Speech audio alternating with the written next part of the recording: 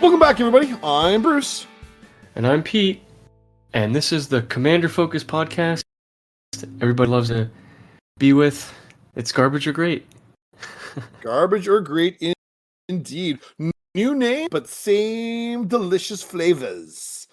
Oh, yeah. We're slinging some budget cardboard. We also are focusing now on just evaluating cards and seeing what we can come up with when it comes to, are these cards actually good or great, or are they terrible and we shouldn't be playing them in Commander decks. So without further ado, Bruce, you're bringing the spice tonight too.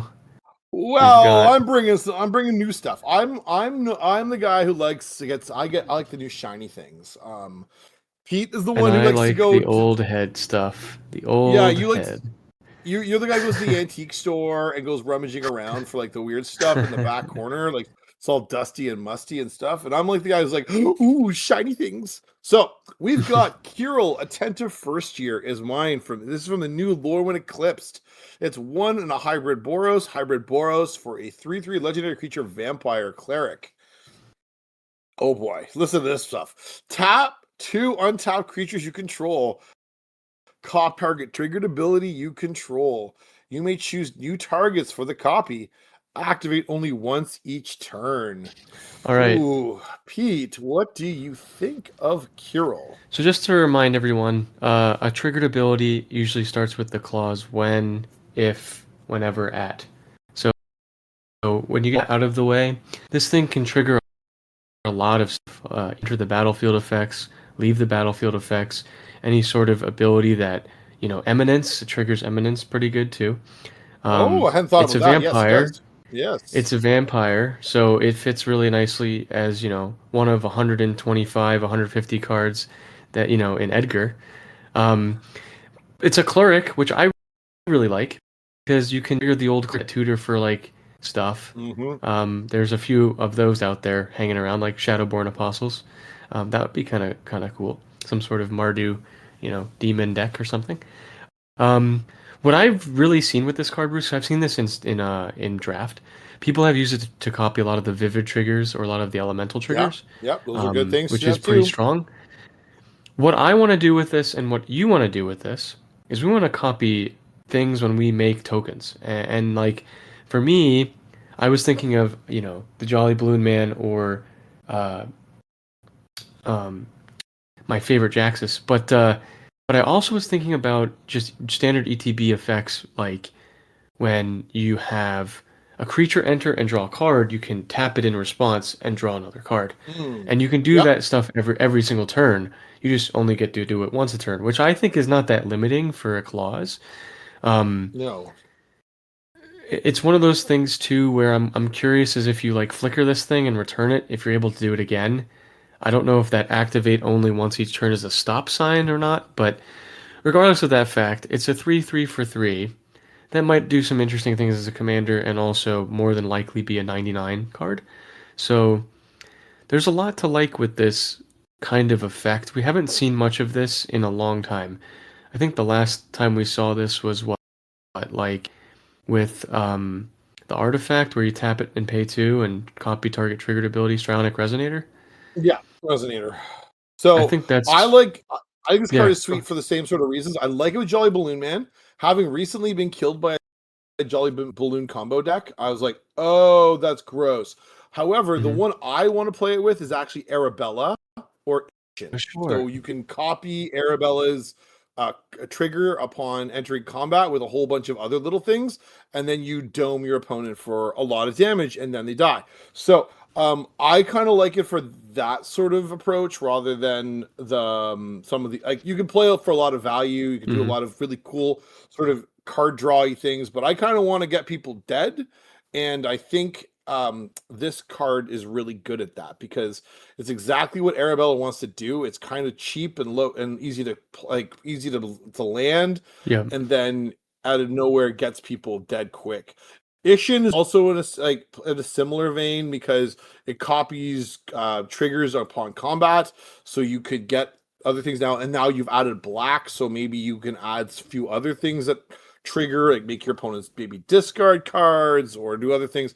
Anyway, I like this card because of that neat sort of ability where you can get some unawares with some really interesting trigger. And I kind of like it for that purpose. So I'm pretty big on Kirol.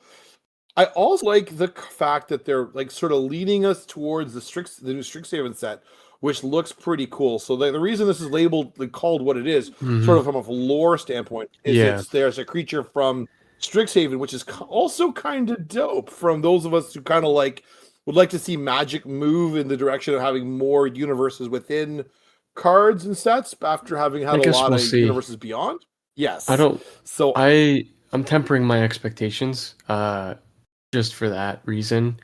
Just because I don't know what I kind of wish that they had done something else with the story, but that's just me.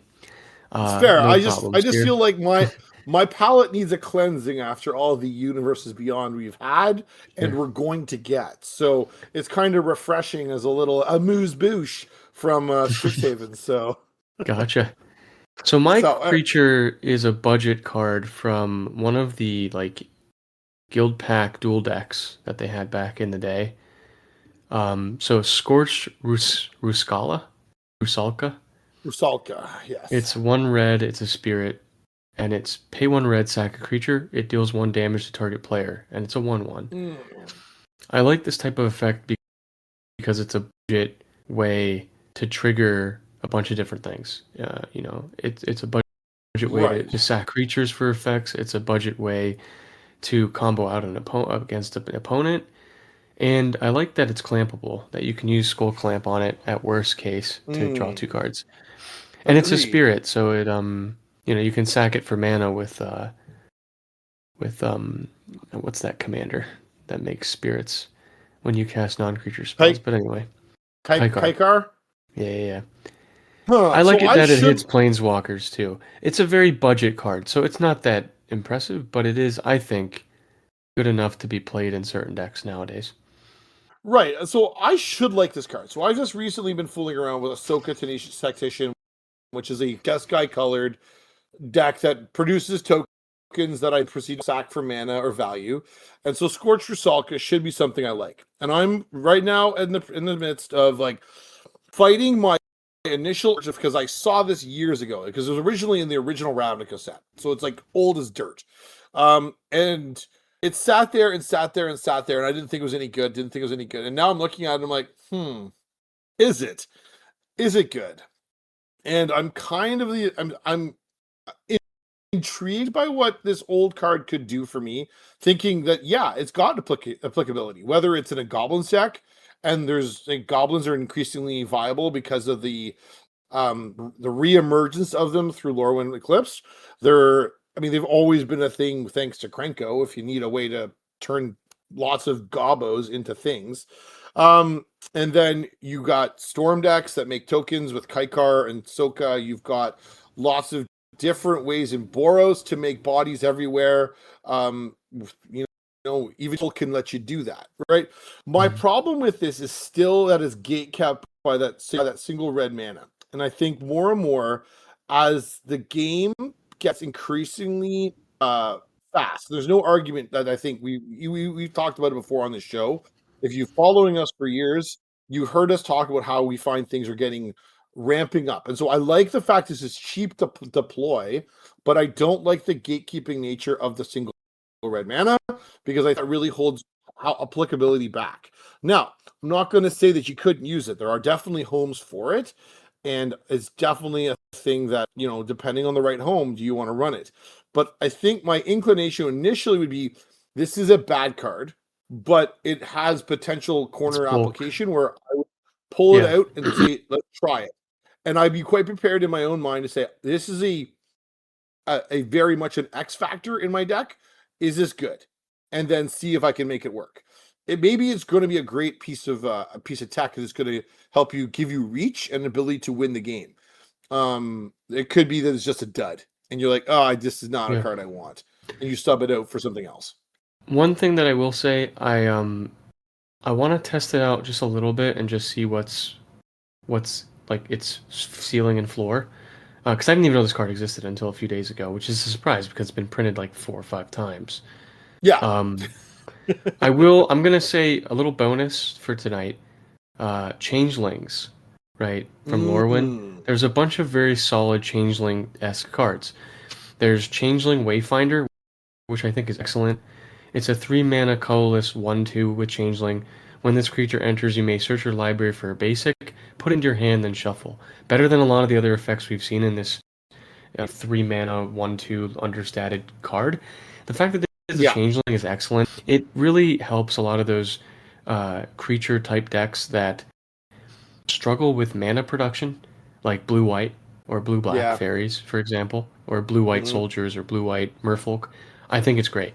The other card I wanted to highlight that's in the precon for the elemental precon is Belonging.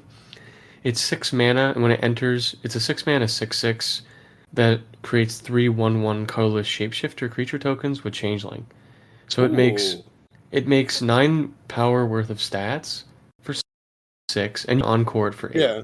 So I like this card as Hmm. again a budget way to make a bunch of creatures that you need in a maybe a deck that doesn't have as many of those because it's not a popular tribe, you know. So something to consider as like a top end card. Right. And then another card I really like that's uncommon is Flock Imposter. It's a 3 mana 2/2 with Changeling and has flying. When it enters, return up to one other target creature you control to its owner's hand. I like that as a way to save your stuff, and it has Hmm. flying and flash. So I think that's pretty Right. solid. No, Um, I'm a big fan of the changelings. I find I'm torn with changelings, and sometimes I find it's kind of a cop out. But then when you get into doing things like how do I like play my dragon deck and then have mhm. plays at 1, 2, 3, 4 mana, because let's be real, most dragons come down at 5 and 6, and like there's only so many that come down before. So I kind of like the idea of the chain my typal dragon deck or my typal big fat creature deck like angels and demons, whatever, having access to cheaper plays to just smooth out that curve.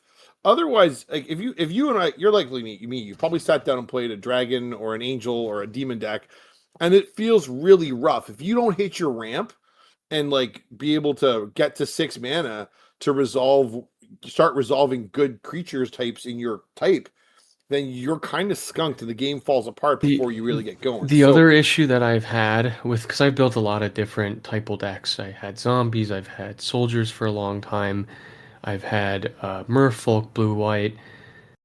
A lot of it, you kind of run out of creatures that you can actually play that will impact the board. Soldiers have been mhm, around forever. Zombies have been around forever. The fact that in my mono black deck, I can play a 3 mana 1/2 that has changeling. It basically just has zombie written on it, and I can like use it for its buffs later, you know. Or like my favorite for this entire set is Omni Changeling. It's a 5 mana okay, changeling with Convoke, and you may right, have it enter as a copy of any creature on the battlefield except it has changeling. So you can yes, copy like your Sun Titan, and now your Sun Titan is also a soldier, or your Sun Titan is now also a zombie or an angel. That's excellent to me. yeah. Where like if I'm playing this type of deck, I'm struggling with some of this sometimes with like the buffs and That stuff. that Omni one is also awesome because it's free. If you can convoke it out Hmm. for free, like Yep. that is like the dream come true, and I can then keep all my mana up for either interaction or for further abusing it. I think I'm, yeah, no, I'm a It's big fan. I it's think yeah. the reintroduction changing has been good. Do I want That's to what I see think. it I in think it's every good. single set? Do I want to see it in every single No, set? No. I'd rather it sit in the sphere of maybe once every 2 sets every year, and then we don't have too many of them because at the end of the day, you don't want these to outright replace every single typo card that you're playing. To be well, honest, question for you. When was the last time we saw Changeling? Because I can remember what set it was. It was Call Time. Call Time had Changelings in it, all time. and That's it. Yeah, yeah, because Lorwyn was and even further back in the early yeah. 2000s, So right? yeah, Yeah. so we haven't seen change that frequently, and I don't think Call Time, believe it or not, folks, was during COVID. Like that, like some of you have been playing with us, and like it's like that far in the past, but there's lots of players who've joined the game who didn't play during Call Time. Call time wasn't super highly opened. But Yeah. there's no doubt that it's super cool ability to have in generally to have it in your deck, and it's not been overused. Give me a second. I got a friend I need to talk to.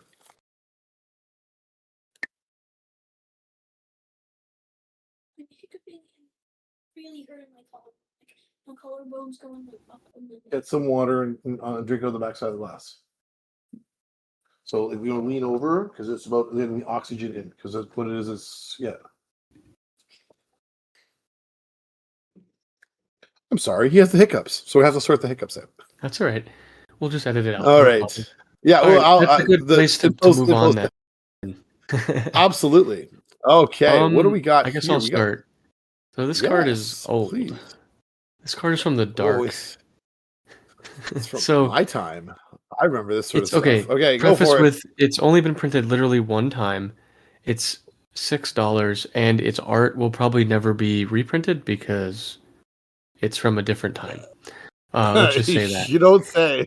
So it says exile all white creatures. For each creature exiled this way, its controller draws a card. And for 2 white, it's a sorcery. What do you think, Bruce? So I don't love these effects. So I keep coming back to cards that are similar, that are like color specific effects that are particularly potent. If you run into a deck that is playing a high percentage of this, and there's a lot of decks that play white. However, there's also lots of pods where nobody's playing white, in which case you now have a dud in your deck. It's just not doing anything. It's legitimately not useful. I also like this is like Compost is another card that is similar, where every time somebody puts a black card into their graveyard, you draw a card. So these sorts of cards that are very color specific, I don't really like them because there's always going to be a scenario where this card is not turned on. If I have a card that is going to be contingent on being good based on what my opponents are doing, and if they aren't running with the color as much as like you'd think someone's running white, Bruce, like it's really a high threshold for this. You're going to be surprised the number of times where you draw this and maybe there's no white creatures on the table. Maybe there's nobody running white in the pod, right? There's no good targets that you're looking at, and the only person who's got a white target is you. So, like, yeah, I could turn my own. I could use this reflexively on myself, but that feels like I'm kind of like jumping through a lot of hoops to get myself a bunch of cards. So anyway, I don't like it. It's not something I would want to do. It's kind of cute and like funky, but I don't like it. I wanted to use it for that exact purpose. Like I'm making a bunch of 1/1s, I turn them into cards for 2 mana. I guess the downfall of this card too is you can't do it at instant speed, so you can't like block and then do it unless you're obviously playing cards that allow you to flash things in. Yeah, like yeah. I guess my inclination would be again to just use it to draw a ton. It's hard to say because Painter's Servant is $40, so you can't exactly just turn everything white and then draw everything. Yeah, I hadn't thought of Painter's Servant, but yeah, you're right. But that would be kind of hilarious. The other thing that I was thinking about is there are certain cards that give your opponents like white creatures, I believe. I'm not entirely sure. I know we give people green creatures with Beast Within, and I know we give apes and stuff in that regard. But is there any card that exists that gives Crib Swap, I guess, maybe Crib Swap, but even that I think is a colorless Changeling. So it's just like I think it's really just of what do you want to do with this one-sided card? Do you want to blow out somebody who's being greedy, or do you want to draw a ton of cards yourself? I guess my goal would be to try to deck my opponent, but I think that's a little bit asking a little too much. Like I think my concern, like I said, is that the ceiling's really, really high. If you can like wreck somebody's game and like take them right off the table, then that's amazing. But I also feel like the floor is really, really low because it's literally stones nothing if there's no legal targets. So I would be out. I'm calling this garbage right now. That's my hot take, folks. This is garbaggio. Do not play this in your decks. Unless you're like Pete and a clear psychopath and looking to sack your own Yes. things for just the values. Because I would think I would play something like a skull clamp before this. Like I think a skull clamp would go on my deck. I know it's not really budget because skull clamp's $10 or whatever, but like if I wanted to make my creatures die to draw cards, I'd just play skull clamp or some other effect that turns my dead creatures into cards. So yeah, It's no, fair. I'm out. That's quite fair. I'm out. Okay, What do you got? what I have a card that I want to play more and more of all the time. I have Brass's Bounty, a 7-mana chonker. So 7-mana sorcery. So 6 and a red sorcery. For each land you control, create a treasure token. Now, audience, before I give you a chance to respond here, when this initially was printed in Ixalan, most of us looked at it, scoffed, and then moved on. And I don't think that the world is there anymore. I think we have wizened up in our old age to this giant 7-mana spell, but let's see how Pete feels about it. So, on average, when I play this card, Bruce, because I played it multiple times, I net at least twice the mana that I paid for this card. Usually it's free. It almost feels like it is just disgusting because treasures have been so predominant now. It used to be that, okay, you get like 7 mana or whatever. You basically untap your lands for that turn, and then maybe you can combo off or do something. Nowadays, it's like, this is one of those expensive cards that I'm definitely going to play as a top end. Like Sun Titan, I thought Sun Titan when I started was really bad. Sun Titan is phenomenal, okay? Sun Titan is great. Brass's Bounty is up there, in my personal opinion, as a card. I'm not going to play in every red deck. I'm only going to play in decks that I can abuse the treasure production or the artifact production, or it's a storm deck. And obviously that's what you're trying to do, Bruce. You want to storm out. You're obsessed you're obsessed with spinning your wheels until the wheels fall off the wagon, but there's no end in sight, right? So that's sort of where I go with this sort of stuff. And I'm like, I want to Yeah. copy it and copy it and copy it some more. Like 1,000-Year Storm and then a whole bunch of like cursed recordings or other bad duplicating effects. I think people overvalue this card because they expect to play. It's funny because this card gets worse if you have less like resources, you're more greedy. Yeah. Like sometimes I'd rather just play Mana Geyser over this, even though it is just red mana. It's just phenomenal. But playing this card on curve, basically you double your output, and I'm okay with that. You have to get to 7, but nowadays 7 is pretty easy to get to. The other way I like to play this sometimes is if I'm playing in a deck that really cares about artifacts, whether it's like having a Restless Fire Weaver, and that sort of effect, or you're looking for affinity, like things with affinity are also like Frogmite. Well, Mirror but Enforcer. But Sammy, so Sammy, the Wildcat Captain, I believe is for Edge of Attorneys, really goes kind of crazy when you have affinity in play. I think that's the one I'm thinking of. Sammy, there's the Sammy that gives everything affinity. Yeah. Sammy Wildcat Captain, you're right. Double strike and vigilance. Yeah. So when this sort of effect with making a bunch of artifacts means the rest of your hand just vomits onto the table for free because that's really good. You play that turn 6, you play that on turn 7, and now you can play like everything out of your hand and then spin your wheels until you can't. It's really strong. Not a bad idea. I've recently been beaten pretty soundly by a Sammy Wildcat Captain deck, and he plays Brass's Bounty, not for the treasures to tap but like just for the affinity value, just to reduce. That's really, really smart. Yeah. So I think the card's actually really potent, and I know I'm eating humble pie for having been a non-believer. I am now a believer. I believe in Brass's Bounty, and it's not garbage. It is great, just not everywhere. I'm surprised people haven't caught on yet with Kirol and Sammy Ship's Engineer, like copying those triggers and then playing the new elemental that gives everything haste, and make like a Boros beatdown standard deck. But anyway, that's just my 2 cents. Oh, well, you see, that might be something where I go and explore that because I know I have that Sammy I, ship's engineer around in my stuff, and I would happily put my Kirol to good use now. So, I've got 2 quick bonus cards just to ooh, share for instants and sorceries. So I like I've got bonus an instant cards. and a sorcery. So there you go. Ooh, okay. Restore the Peace. So Restore the Peace is from one of your favorite sets. It's from Dragon's Maze, and Oh, it's colorless, blue and white. And it says, return each creature that dealt damage this turn to its owner's hand.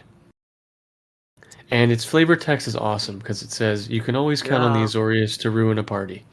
Massacre Girl. There you go. So So, what do you think? I remember opening this in Dragon's Maze and just hating this card and thinking to myself, why would I ever want to play this? Yeah. Why would I ever want to um, return my basically make my battlefield jump back into my hand? Now, the only way I can possibly conceive of it is I would want to regain the re-trigger all the ETBs again, whatever again. You know what I And would do with this card? You know what I would do okay, with go this for card? it. Say there's a big old battle, okay? We got like 20 Yeah, creatures and they're all blocking and the other creatures are yeah. attacking. I'd cast this in response, once damage Mm, resolves, yeah, and then yeah. I would bounce every back to everyone's hand. That's what I would do with this card. I mean, but potentially Hmm. you're losing your creatures in the exchange because you can't bounce it back before combat damage is dealt. Right. You have to So do it when you it sit. resolves the damage, yeah, after So combat damage is you, done.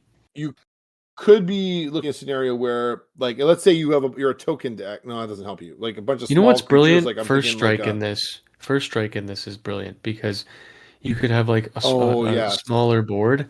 They could first strike hit and then you bounce them. That would be brilliant So too, I the think. white archetype that grants all your things first strike Hmm.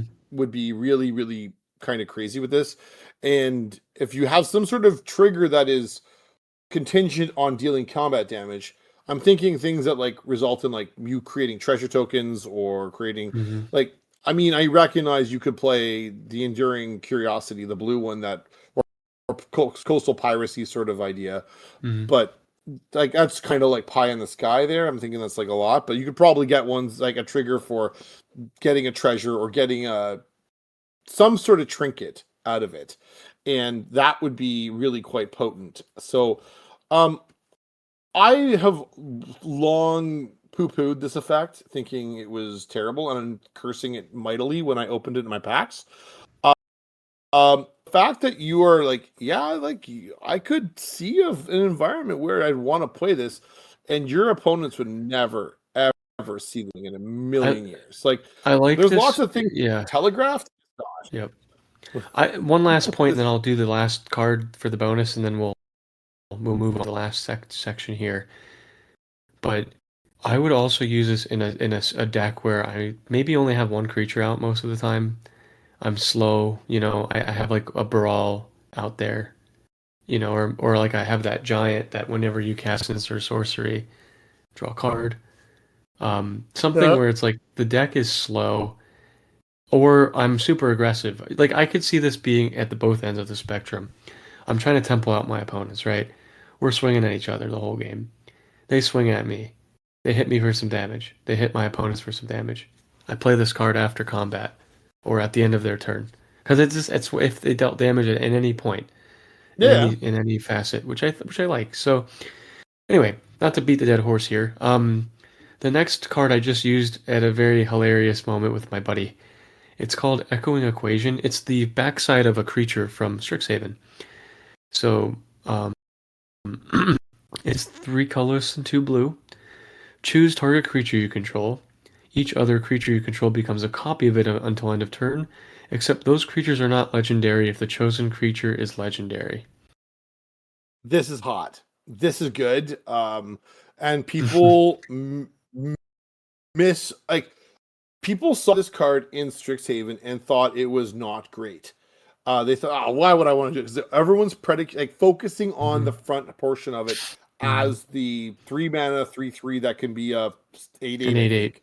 Yep. But this the back of the spell is insane, and I've I seen did it it. played It on was a so number of dumb. different occasions. Yeah. Yeah, it's very, very dumb, and it means I am very, very dead usually when I see it. So I am here to tell you now, this is good. You should play this card if you are playing Simic or Sultai or something where you have access to blue and green, Mhm. because you are going to find something to turn a whole bunch of derpy nothings into scary monsters and smash some pieces. And they're never going to see it coming. It's not going to be telegraphed. It's just going to be time to get wrecked, everybody. And you just smash somebody. And yeah, Right. yes, that's what's going to And happen. just a note for all of our friends out there who want to play this card, just know that it only copies the printed values of the target creature, right? So if it's Mm, printed, it doesn't copy its power, its toughness, the types, the color, um, and it doesn't remove any counters or anything on the original creature. yes. So it's just something where, like, I target it in an Eshki deck. I'm using the Eshki from cons from Tarkir, where it's not the 3 mana one from the pre-con, it's the 4 mana one from the standard set, and I'm copying it so then I can draw a ton of cards at combat, and I think that's a lot of fun for me. Um, Bruce, we've got three more cards here. Do That's you want to Eshki go Drag. next? Well, it's Eshki Dragonclaw, just so Yes. people know. Thank you. Eshki Dragonclaw. All right. Because I What do want you to put it got? in the. Well, I have got.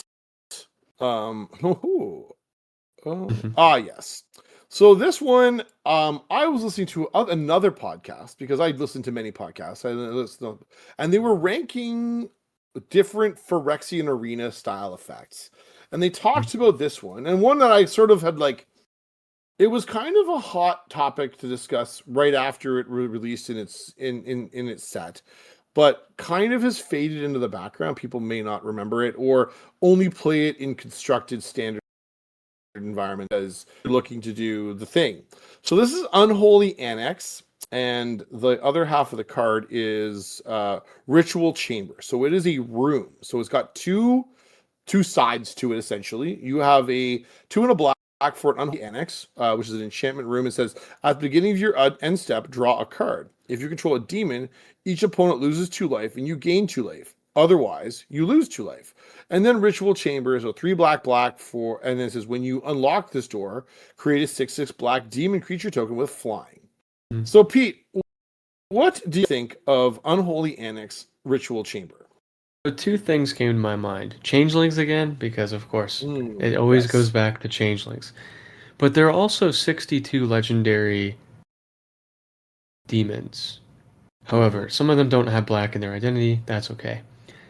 The nice thing is, worst cases, you get pinged a little bit of life, draw an additional card at your end step. If you're playing a control deck, which is where this card kind of falls into, as like a stylistic approach, drawing an extra card when you have some mana untapped at your end step feels very good. Mhm. Um, I really like that this. I mean, I think the other half is not that great. I think the 3 mana side is fine. I think this card is slow, but the fact that it's an enchantment and it's a room, I think that's pretty neat. That it's hard to remove as well. Like it's a sticky kind of permanent. Yes. Um, but um, the fact that it pings the opponent as well, like it triggers Blood Chief Ascension, it triggers a bunch of other things at the end step too, Mhm. with the life loss and life gain. So I could see people running this in like Orcus Prince of Undeath, one of my favorite cards they printed in the Ooh, last few years. yes. You know, because you're losing life when you cast them, but then you gain the life back. Mhm. Um, I really like this in mono black related demon decks like Sazin, Yeah. Perverter of Truth, of course, that's a classic, right? So, um, I just I think that this type of effect, because they printed a few versions of these in the last few years. I like this type of. It's very fair. You know, it doesn't feel too, um, you know, like too oppressive as a card. Right. Yeah, Where a lot of these other effects, it feels like once their snowball starts, it's hard to stop them. right. Yeah, absolutely. I agree. Like, I think I look at it this way. Like, this is the sort of card that if you resolve it in most games, your opponents are going to go, "Yeah, sure, I guess, have your thing." It's not the sort of threat that would immediately trigger an immediate response, and they're going to let you draw some cards off of it. Now, the fact that it feeds itself and says, "Okay, if you have man and nothing else to do today, you can make a demon," and now you've Mhm. answered the demon clause for the first half of the card. But even if you can't do that, there's lots of ways to, I'd say, circumvent the drawback of taking some damage. Um, Maybe it's doing something like you play Shieldred or you play some sort of other effect. The fact of the matter, but it's like you say, it is very fair. And it's cheap, right? So, Mhm. like, if you're looking to play it, It's a good budget it's card not too. it's a good Yeah. budget card. It's not a $20 card. It's under $2. You can get it at, it's a useful card to put in your deck.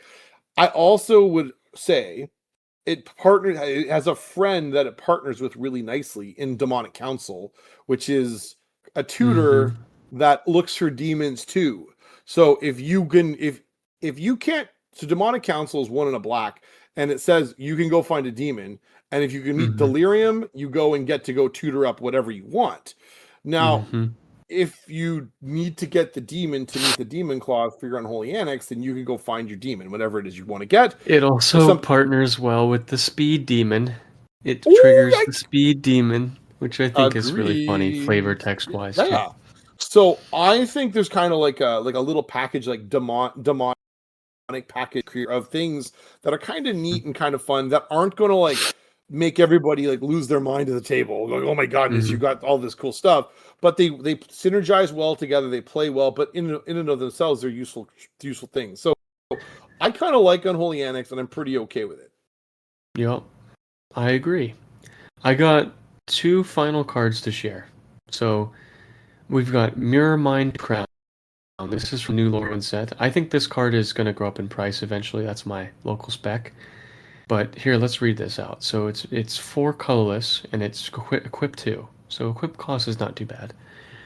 As long as this equipment is attached to a creature, the first time you would create one or more tokens each turn, you may instead create that many tokens that are copies of the equipped creature. That's cool. I see. That's the sort of text that people would read and go, "I'm not sure what that really means." And then you would read it and then read it again, and then they'd see you beat the crap out of them with them, and then they Hmm. go, "Oh, okay, that card's good." So So, y- the fact that it just says each turn is why I think this card is good. mm, okay, If I it agree. said if it said like once a turn and it was only on your turn, then Hmm. this card is terrible and this card is bulk. It is Okay. incredibly easy to make any type of token on other people's turns as well. Treasure Mm. tokens, clues, Oh, food. okay. I was thinking tokens, but you were right. It doesn't Hmm. stipulate creature tokens. It Any says type of so token. you so. And I'm going to use a bad card here that people are going to laugh about, but bootlegger stash, for instance, I could make a treasure on each turn with a bootlegger stash, Hmm. make a silly clue token or treasure Hmm. token, or some other. Oh, does Awakening Zone trigger this? No, no. Tender Shoot Dryad would trigger this every turn. Like Hmm. every turn There's a that few. Tender Shoot Dryad. Yeah. So, The other um, thing I was thinking about was the two drop elf. Whenever another creature enters, you make a tap treasure or gain two life or put a counter on it. I forget the name. It's from New Capenna. It's Gallagher, Gallagrators. Gallagher's. That would trigger every turn, and you could just make Um, more copies of it. So that one says whenever Long the as you creature make enters a the creature. battlefield under your Hmm. control. Yeah, so you'd have to Hmm. make a creature token under your control, and then you make more silly tokens and do things. So, Yeah. yeah, all of this seems good. Again, I think people are going to read it and not understand the full ramifications of what they're going to encounter, and they're going to get pantsed by this. I'm like looking at like what commanders would run this, and I'm like, because I myself have not really invested a lot of thought into this, and thinking to myself, oh boy, but um, I don't like the ones that are original commanders that are playing this. I do not love because it's like, listen to this. The top commanders of this are Krenko, Mob Boss, Okay. Balin, Lathril, Oh, Chatterfang. Like these are like not utilizing it to not its exciting. full Yeah. um Myrel, Frodo, and Sam. Like, I think we could do better. I think we could find something that's a little bit more out in left field that's going to capitalize on this a little bit better. These are just token generating commanders that are like, cool. You made 1,000,000 goblins. Oh, great. Like, I don't know if that's really what this like. That to me doesn't feel like the ceiling for this particular card. Like, I feel like there's another way to tap into this. So one of the cards I really want to do this with is a white merfolk that when you tap it, it makes a 1/1. So with that and an intruder alarm allows it to continue to tap. So making more copies of it would be really cool. Stony Brook Schoolmaster, one of my favorites that's been in the last So you just 10 said the years or more. magic word with intruder alarm. I'm like, oh, hmm I'm hmm so in with intruder alarm. So Yeah, I'm yeah. like, yes, we will now do broken things with intruder alarm and untap effects. Yes. So there we go. Like, I think like, that's a really good synergy that I think right now you're not seeing that captured in those commanders. Like, those are just commanders that like do a generic token thing. You're like, oh, I'm gonna hmm play Chatterfang or Lathril. I'm like, you guys have like, you got on level 1 of like a 4 level thing. We need to go to level 4 and find something like a little bit crazier to do with this card, because the ability is very potent. There's no argument there, and you just need to be able to capture it and use it on a consistent basis. And then all of a sudden, the table's going to go, oh, that's not what I thought that was going to do. The fact that you can give someone else a token as well is strong. Like it doesn't care about you creating them under your control. You can like blow up something with a rapid hybridization and get a copy of a creature as well. So I it's had like not even even thought of better. that. You know what I mean? So like I could put this Yeah, on yeah. like a Rec Sage, and then I could like, you know, I don't know, blow Oh, something up and then blow something up again and then continue to blow something up. So it's just like I don't know. There's a lot of applicability here. I'm getting a little I, excited, a little too excited. I think that sounds so fun. Like, that's aura shards, but on crack, to make bodies and creatures instead of blow up all the. Oh my goodness. Yes, yes, I would like to do this. Sounds like a gas. My opponent would hate it, but I would laugh and laugh maniacally like a crazy person.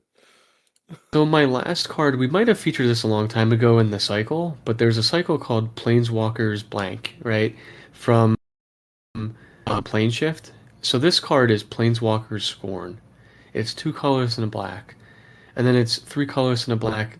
Target opponent reveals a card at random from his or her hand. Then target creature gets -X until end of turn, where X is the revealed card's mana value. Activate only as a sorcery. Hmm. I don't like this. Why don't you like this? It's the activation cost. That is very high. Because it's expensive, yeah. That is an expensive activation cost. Now, I can build a deck that would play it, and that's not going to be a thing, but it's going to take work. And that's mono black. It's running Cabal Coffers, Cabal Stronghold, Mm. Crypt Gas, like all those big black mana doublers to be able to utilize this. And then you're praying to goodness they don't keep a land in their hand that you absolutely rip and then do nothing. I'm So, I'm running this in my crimes deck, mono black crimes, because it's still a crime. So even if I brick, okay, I yeah, still get the 2/2/2s in Geese of the Hellraiser. So yeah. I also use this to great effect with my buddy because I kept just ripping his 5 costs or his 6 costs, and I get to see more information. So the only reason I like this, even though this card is bad and it's slow, is I get to see more information. So I get to see Yeah. more information and I get to kill something because it gets around indestructible and ward and well, it doesn't get around ward. Sorry, it gets around indestructible and it gets around like some of these creatures that are difficult to kill, in my Right. opinion, especially if opponent is Well, greedy or slow. yes. I would like things with either particularly creatures with indestructible, like those, like the gods from Theros that are really difficult to take off the table, which makes them really good commanders, but also really frustrating to play against. This is a Hmm. really useful way to just to pants them and say, no, I'm sorry. You could go put Mogus or your Iroas or whatever you're putting and put it away. And we don't want to see it anymore. So I mean, part of me likes to play this as a dirty hipster and say, yeah, I want to play this card and make it work. But like the other way you do it is you play something like Training Grounds or some other effect that reduces the activation cost to make it palatable. Because I think at 4 mana, you're not going to have routinely going to have 4 mana floating around on in your deck that you can just dump into this enchantment. So I would be reticent to play this because my inclination is to say I'm not going to be able to trigger this very often unless I've gone and invest a lot of resources into churning out mountains of black mana. And like it can be done. Black can do it. Like there's no argument here. Like your Nyx Lotus and your Nykthos and your Cabal Stronghold and Cabal Coffers and Cryptcast and you can do it. And you can Hmm. absolutely just savage the table. And I'm sure Gisa would love this to pieces because you're going to make an army of stuff and just get them. But the average mono black deck, I don't think is sorry. Not The going to average run deck that. running black is not equipped to do this very readily, Mm. and so you'd have to be. This would have to be something that you are equipped specifically to do and abuse, and which means the threshold, like the setup cost, is very high, but the payoff is potentially out of this world good. So So the last thing I want to say, and then we'll wrap up. Planeswalker's Fury could potentially be an infinite combo sync. It does the same effect, but they deal damage to that player equal to the mana value. And then there's Planeswalker's Mischief, which is reveal a random card from their hand. If it's an instant or sorcery, you can exile it, and then you get to cast it without paying its mana cost for as long as it remains exiled.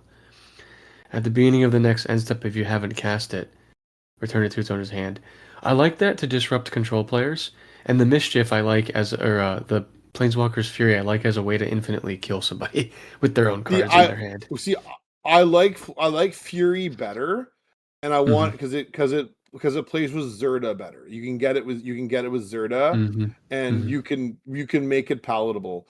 But I think the cards are super neat. I like them. I would be like if I'm going to play that card, I am deliberately skewing my deck around it so I can make sure that I get to resolve it and then abuse the bejeebus right out of it. So, but if I'm just building a stock mono blacklist, I'm not starting with this effect at all. This is a card that I start my deck around and say, I want to do this.